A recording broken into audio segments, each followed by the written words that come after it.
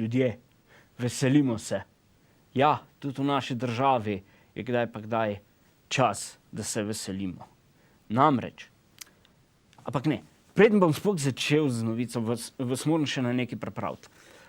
Ta novica vas bo mogoče malo šokirala, tako da bi jaz predlagam, da greste v klet, da odprete kako buteljko vina ali pa karkoli, no, kar vam je ostalo od Silvestrovega, in si jo odprete in nazdravite novemu uspehu slovenske države. Namreč, jaz sem toliko vzhičen ob tej novici, ki vam bom zdaj zaupal, da sem si jo mogel zapisati na list. Tako da, oprostite, če bom kdaj poškilil na list, veliko manj zapovedati in ničesar nočem izpustiti.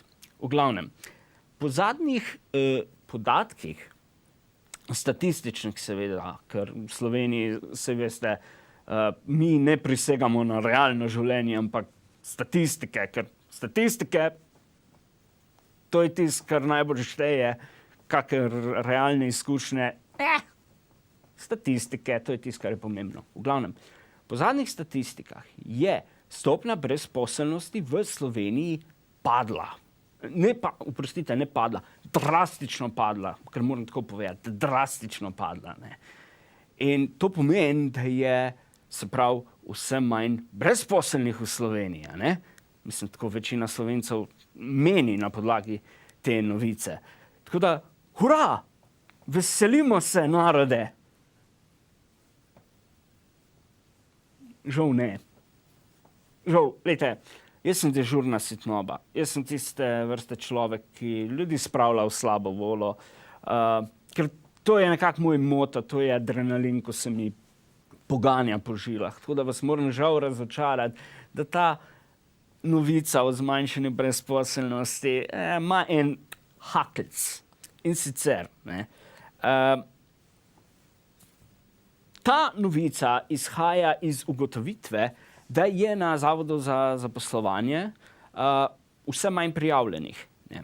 In seveda, po prepričanju Slovencev pomeni, wow, vsi, ki so se zdaj odjavili z zavoda, so sigurno dobili službe, a ne? Žal, temu ni ravno tako.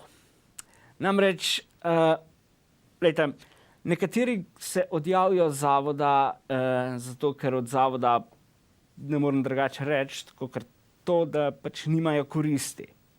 Glejte, jaz recimo sem tudi na zavodu, ne, in v vseh teh letih moje kariere brezposelnega, ne, sem naletel na dve, bi rekel, filozofiji, dva modra nasveta, ki se lahko postavita po rob raznim budistom, pa Dalaj Lami in komurkoli že. Mislim, dobil sem taka nasveta, da mi je prav razgnal glavo, ko sem jo prvič slišal. Namreč, na zavodu ti povejo dvoje. Prvo, pri iskanju zaposlitve je treba biti aktiven. Ste pripravljeni še na drug nasvet? Ok.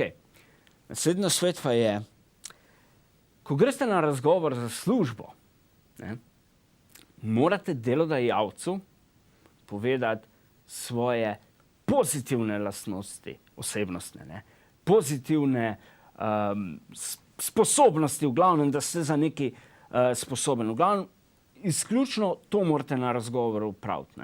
Koliko ste vi sposoben za delo, koliko vi ste odgovoren, koliko ste vi pridni in delovni in podobno. Ne. Jaz sem pustil tole tišino, zato da vi lahko v miru preanalizirali te modre nasvete, ne, ki so mi jih podarili na zavodu. Ne. V glavnem, nekateri grejo iz zavoda zato, ker verjemi ali ne, nekateri sistemi na sveti nimajo pravzaprav kaj za pomagati. V bistvu se jaz sam vprašal, a smo brezposelni res toliko butasti, da potrebujemo take nasvete, kakor da sami tega nismo pogruntali, da moramo aktivno iskati službo. A bejš, jaz tega res nisem vedel. Pa da grem na razgovor in da svoje pozitivne lastnosti govorim. Wow, jaz sem zmer mislil, da moram priti na razgovor pa reči, dober dan, šef, jaz sem totalen kreten, daj začnem delati. Potem imamo pa še drugo skupino ljudi, ne. To so pa tisti, ki so pa z zavoda pač naženejo jih, ne morem drugače povedati. Zakaj jih naženejo? Zato, ker niso aktivni pri iskanju zaposlitve. Ne? To v birokratskem jeziku pomeni, ne pišejo dovolj prošenj. In to je tisto, kar je danes pomembno. Prošnje. Treba je pisati prošnje. A delate prostovoljno? Koga to briga? Delate po kakšni avtorski pogodbi? Za honorar? Koga to briga? Važno je, da pišete prošnje. Pač tudi večina delodajalcev sploh ne odgovori na nje, ali te pa povabijo na razgovor, kjer si zavrnjen, zato ker po 18 letih še nimaš Nobelove nagrade za mir ali pa Prešernove nagrade za življenjske dosežke ali karkoli že. Ne? Tako da ja, edino, kar je pomembno, je prošnje. To je vse, kar danes še velja. Pa seveda statistika. Ne? Ker mi smo zelo ruknjeni na te statistike, predvsem pisarniške moči, imajo zelo rade statistiko. Seveda ne je pa tudi pri statistiki en problem. Ne? Statistika nenadoma ne postane toliko relevantna, ko se več ne sklada pač s prepričanji te pisarniške moči. Ne? Pisarniška moč pač ima eno prepričanje in ko statistika temu ne ustreza, ne? Seveda statistični podatki ne veljajo več, oziroma, ko se že reče, ne ustrezajo merilom. Ne? Tako da, ja, statistike, lahko se vi lepte na te statistike, kakor hočete, ampak dejstvo pa je, da se večina sklicuje na te statistike takrat, ko pač njim paše in v pač primeru brezposelnosti je žal temu tako. Ne. Dokler bo statistike govorila v prid pač pisarniški moči, bo seveda ta se na njo obešala. Ne. In da ne boste mislili, da je samo pisarniška moč tista, ki je nečimerna do brezposelnih. Tudi družba slovenska nasploh je. Namreč, glejte, jaz zadnje mesece berem razne članke v medijih, ne, profesionalno napisane, ne, o tem, da smo brezposelni leni, da nič ne delamo, da smo v bistvu družbeni paraziti, nek ščurki, ki jih je treba pohoditi, zato ker vlečemo od države radodarnih 260 €, kolikor jih dobimo na mesec od socialne podpore. Ne. Mislim, kaj, najbolj, da kar organiziramo vsi brezposelni dobrodelni koncert, kjer bomo zbirali zamaške za našo ubožano državo, ker moram jaz od nje, mislim, da si jaz drznem od nje vzeti 260 €. Ne. In glejte, v teh člankih večinoma piše, koliko se brezposelni ne odzivamo recimo na kakšne ponudbe in podobno. Ne. Recimo ne odzovemo se na ponudbe oziroma nismo obsedeni od navdušenja, ne, ko preberemo kakšen oglas o tem, da nekdo potrebuje natakarja, ki bo 24 ur na dan, se pravi, delal v neki gostilni in bil zraven še varnostnik, skret potapljač, pa verjetno bo mogel v vikendih še mogoče mizo igrati, da bojo gosti pijačo si gor položili na vaš hrbet. Ne. In na podlagi pač tega pravijo, ja, brezposelni so leni, ne pišejo, kakor sem že omenil, ne pišemo prošenj in se ne odzivamo na oglase delodajalcev, ki so seveda zmer nedolžni kot ovčke. Ne. Glejte, to je zdaj tako, ne. Ta lenoba, ta prepričanje, da smo vsi brezposelni, si pač za vse krivi sami, to je pač en tak plan, ki ga v Sloveniji se skuša uveljaviti. Namreč, brezposelnim se mora po dolgem in počez ulivati krivda. Krivda, da so si za vse krivi sami. Ne bomo se do brezposelnosti opredelili na zrel, odgovoren, razumen način, ampak ne. Treba je pač vse vršiti v isti koš in dajati pač nam občutek, da smo si za vse krivi sami. In s tem, ko se nam pač vcepta prepričanje, ne, mi utihnemo. In ko utihnemo, ne, zaradi sramu, zaradi tega, ker se sekiramo in podobno, ne, zaradi sramu utihnemo in ko utihnemo, nas nihče ne sliši in ko nas nihče ne sliši, nas tudi nihče ne vidi in po logiki Slovenčkov, ne, je to, da tebe noben ne vidi, pomeni, da ne obstajaš, kar pomeni, ja, rešitev je na dlani, brezposelnosti ni, ker se brezposelnih nikjer ne sliši. Ne. To je žal pač načrt elite. Ona nas želi na tak način utišati. Ne? In to je pač zelo tako, bi rekel, prefrigan način, kateremu žal ogromno ljudi naseda, ker jaz tudi vsak teden preberem preko spleta večinoma o tem, kako smo brezposelni, ne vem, tak pa oni, pa paraziti in podobno. Ampak so pa nekateri ljudje, no, moram reči, ki pa imajo radi brezposelne, ne? In te so, bi rekel, božji dar naši družbi. Še posebej zato, ker se vsakodnevno čutijo poklicanega za to, da nam talajo na svete, kako je treba iskati službo. Ne? In to so ljudje, ki so izredno samozavestni, ampak nimajo pa čist nobenega, ampak res nobenega občutka za realnost. Ne? To so ljudje, ki jim je v bistvu popolnoma normalno, da recimo Prešernov nagrajenec pobira smeti po cestah. Ne? To so ljudje, katerim rečeš, kaj si pa študiral, pa rečeš, jaz študiral sem recimo zgodovino, pet na bencinsko črpalko delati. Zakaj na bencinsko črpalko? Sam Bog zna, zakaj. Ampak tako pač je, ne? Pet delati na bencinsko črpalko. Ne? Jaz moram povedati, nekaj časa je bil celo prisoten en trend, da so vse nas družboslovce pošiljali v Francijo jabolka ubirati. Zakaj recimo ne bi šel k sosedu jabolka ubirati? Ne, moram iti v Francijo. Tako za vikend so rekli, za vikend imajo tako v Francijo, boš jabolka ubiral, ne? Ker očitno je, ne vem, karta za vlak za Francijo, 50 centov ali kaj, da greš lahko tako malo za vikend. In zakaj jabolka ubirati? Kaj točno se bom naučil s tem, da bom jabolka ubiral? Ko sem bil majhen, sem jih obiral, recimo moji teti ali pa babici sem pomagal, pa se nisem zaradi tega počutil nič bolj ali pa nič manj delavnega kot sicer. Ne vem, prosim, če mi kdo obrazloži, kaj je bila. Zdaj sicer ni več to prisotno to, ampak še kar je to eden od tistih fenomenov, ko ga jaz ne razumem. Obiranje jabolk. V Franciji, ne v Španiji, ne na Portugalskem, ne na Nizozemskem, ne v Nemčiji, v Francijo. Pet pobirati jabolke. Ampak to sami mi družboslovci. Ne? Ste študirali primerjalno književnost? Pete ubirati jabolke. Ali pa pete na bencinsko črpalko. Bencinska črpalka, ubiranje jabolk. To je večinoma edini na svet, ko jih jaz poslušam. Ne? Da pač danes je vsako delo dobro. No? Tako nekako se danes je uveljavilo en prepričanje. Ne? In zdaj vam bom jaz nekaj povedal kar direkt. Ne? Vi ljudje sploh ne znate cen dela. Vi govorite, saj ni važno, kva delaš. Važno je, da nekaj delaš. To, dragi moji, prostite izrazov, je navaden idiotizm.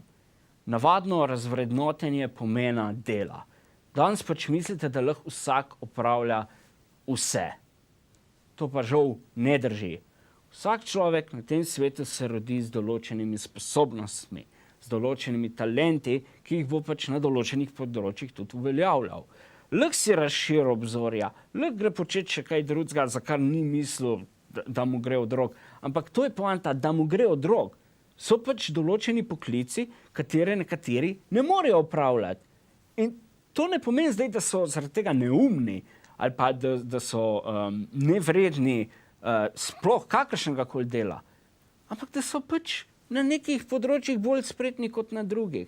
Glejte, ne more biti vsakdo, recimo gledališki režiser, ne more biti vsakdo filmski igralec, ne more biti vsakdo umetnik.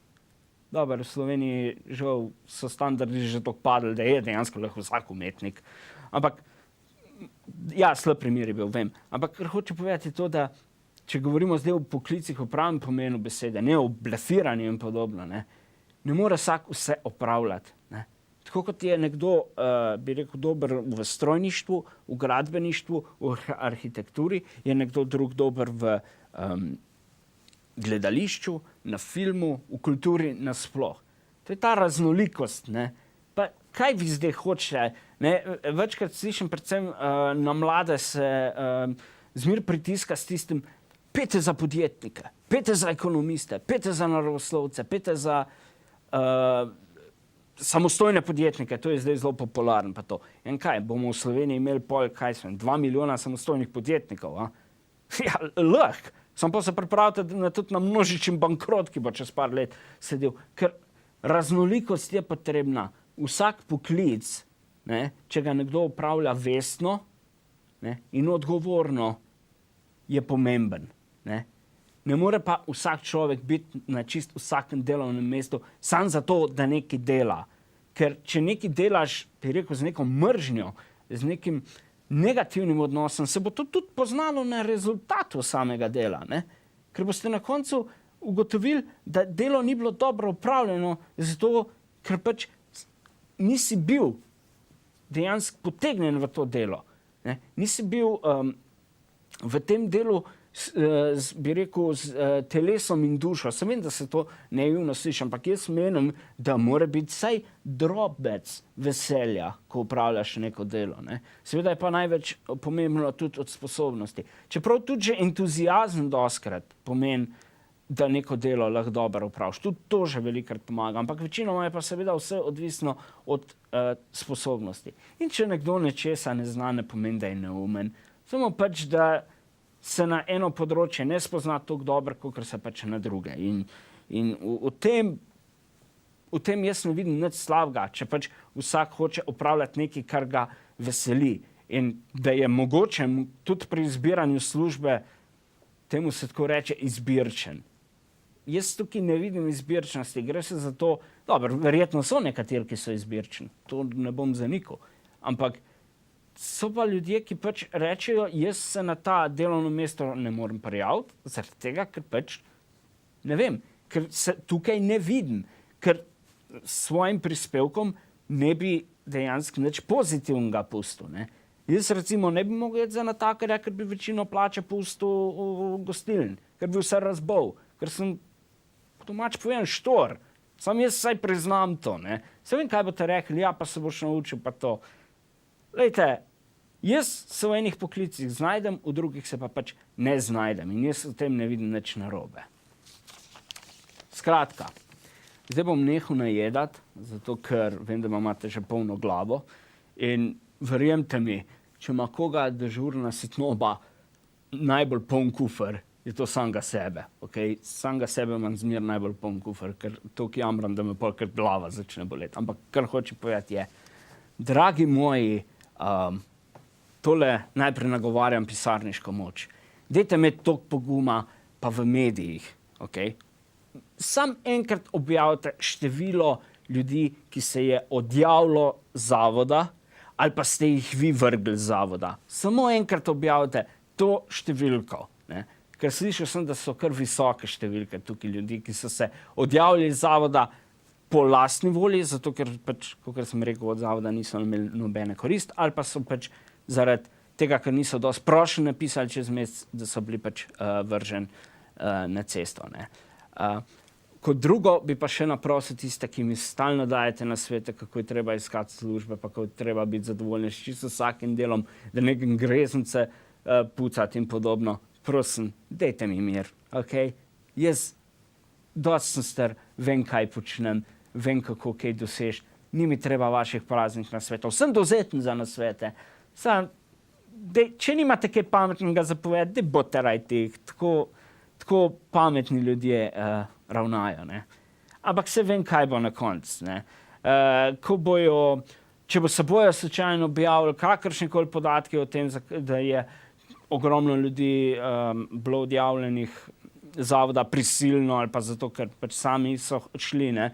To bo itak potem te pisarniške moči interpretirale kot, ja veste, to statistika ni ravno točna, ne zadostuje kriterijem in podobno. Ne? Se veste, kako to gre, izgovor zmeraj prav pride. Ne?